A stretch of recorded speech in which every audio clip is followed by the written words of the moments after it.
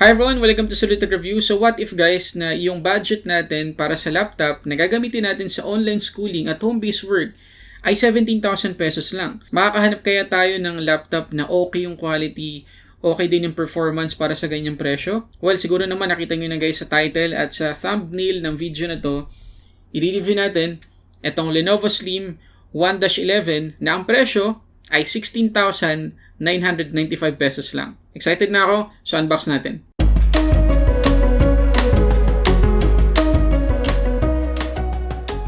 Okay, so before tayo mag-proceed guys sa unboxing, gusto ko muna kayong i-invite na mag-subscribe dito sa channel natin at i-click na rin yung notification bell dyan sa baba para ma-notify kayo sa mga susunod nating reviews. Okay, so ulitin ko lang guys yung price itong Lenovo Slim 1-11, 16,995 pesos at mabibili natin to ngayon sa Silicon Valley. Nandyan yung kanilang link sa description box sa baba.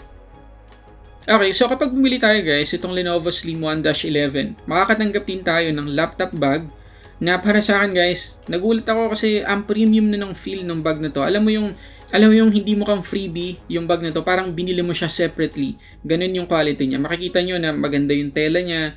Marami rin tayong packets dito, hindi lang yung mismong lalagyanan ng laptop sa main compartment.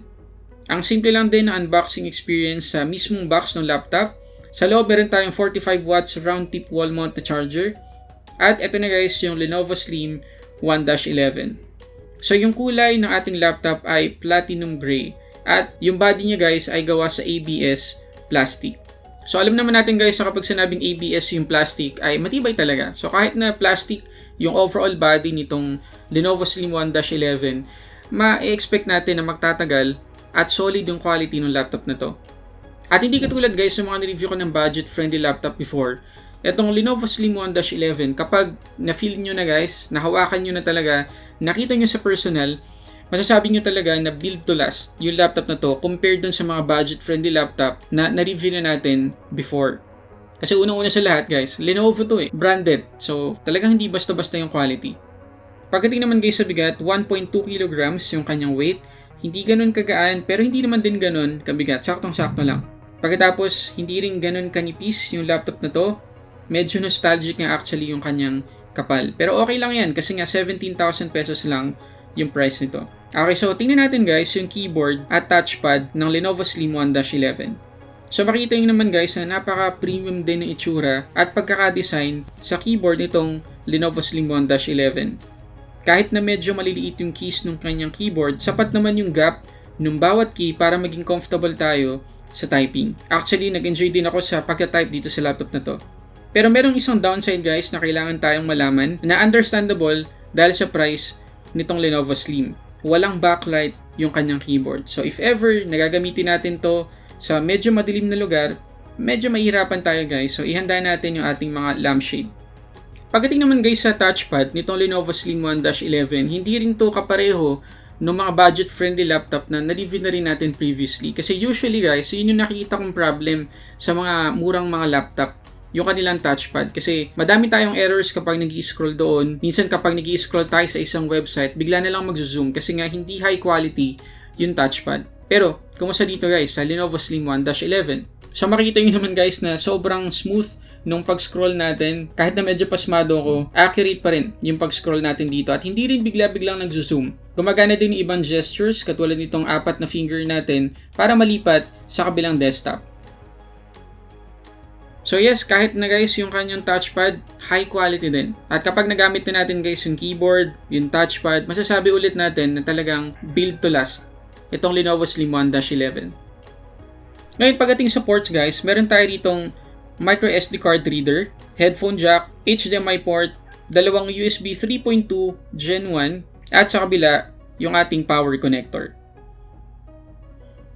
Sa display naman guys, meron tayong 11.6 inches LCD display, 1366 by 768 yung kanyang resolution, na merong 250 nits maximum brightness, at anti-glare na yan guys. So hindi magre-reflect agad yung liwanag sa likod natin dito sa display ng laptop. Hindi laminated guys yung display nitong Lenovo Slim 1-11 pero again understandable na yan dahil sa sobrang mura na presyo nito. So kung gagamitin natin to sa research, online schooling, sapat na sapat lang to guys kasi hindi naman talaga required ang 1080p resolution sa online schooling. At keep in mind ulit guys na dahil sa presyo din nitong Lenovo Slim 1-11, medyo makapal yung bezel niya. Pagdating naman guys sa performance, meron tayo ritong AMD Athlon Silver 3050E 14nm dual-core processor.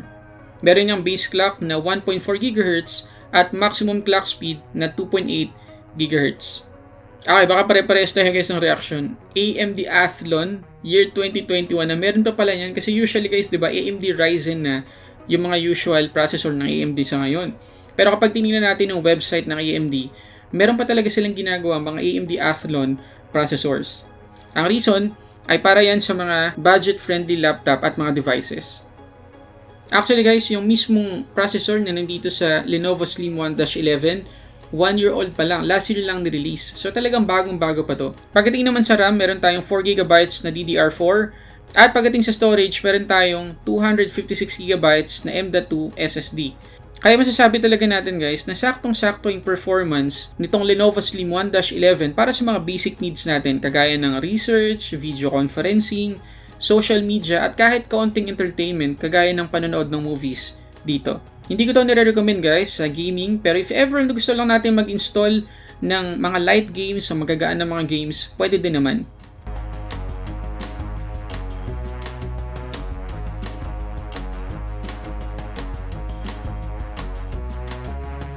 Ngayon, para mabigyan kayo guys ng idea na talagang sok na sok to sa online schooling natin sa pag-research, makikita nyo naman na kapag nagbubukas ako ng website, kapag nag-i-scroll ako, wala akong na-encounter na problem, hindi siya mabagal mag-load ng mga websites. At masisigurado natin guys na dahil Lenovo, yung brand nitong laptop na to, genuine Windows 10 talaga yung makukuha natin dito. At out of the box, meron agad siya naka-install na MS Office na kailangan na lang nating i-activate. So talaga magagamit agad natin to sa online schooling o sa home-based work natin. Okay, speaking of video conferencing, online schooling at home-based work, meron tong 0.3 megapixels na webcam at dalawang microphone. So itest natin guys kung okay yung quality. Okay, so ito guys yung video sample ng webcam nitong Lenovo Slim 1-11. Sadly hanggang 480p lang yung maximum resolution na pwede nating iset dito. So hindi pa tayo high definition dito guys. At mapansin nyo naman na sobrang slow nung galaw natin. At hindi ganun kaganda talaga yung quality. So if ever talaga nagagamitin natin itong laptop na to sa mga video conferencing, I suggest bilhin na lang kayo ng dedicated webcam para mas maging maganda at decent yung itsura natin. Ngayon pagdating kayo sa battery, meron tong 35 Wh na capacity at tatagal yan ng 7.3 hours. So matagal na yun guys para sa price niya. At kung sakali na biglang mag-brown out sa lugar natin, yung laptop natin bukas pa rin kasi meron siyang built-in battery, hindi katulad ng mga desktop. So ulitin ko guys, 16,995 yung presyo nitong Lenovo Slim 1-11. Baka nga mas mahal pa yung ginagamit nating phone ngayon compared sa laptop na to. So talagang good news guys yung laptop na to kasi nga pandemic ngayon, di ba? Nagtitipid talaga tayo, gusto natin sulit na sulit ang bibili natin ng mga gadget. At kasama na dyan yung laptop na gagamitin natin sa mga online schooling. So if ever na yung anak natin nagpabili ng sobrang mahal na laptop para daw sa kanyang online schooling na around 40,000 na laptop, 60,000, mag-isip-isip po muna tayo, no? Kasi baka naman grade school lang o high school yung ating anak, hindi pa naman talaga kailangan ng ganung kamahal na laptop. Unless yung anak natin ay college na talaga at talagang mataas na specs ng laptop yung kailangan niya sa pag-aaral niya. Pero sa mga basic online schooling, pwede na guys, itong Lenovo Slim 1-11. So ilalagay ko guys yung link ng Silicon Valley dyan sa description box sa baba at shoutout sa kanila kasi sila yung nagpadala ng laptop na to para ma-review natin. So yun muna guys, maraming salamat sa panonood. Para sa samot-saring unboxing reviews, this is Sulit Tech Reviews.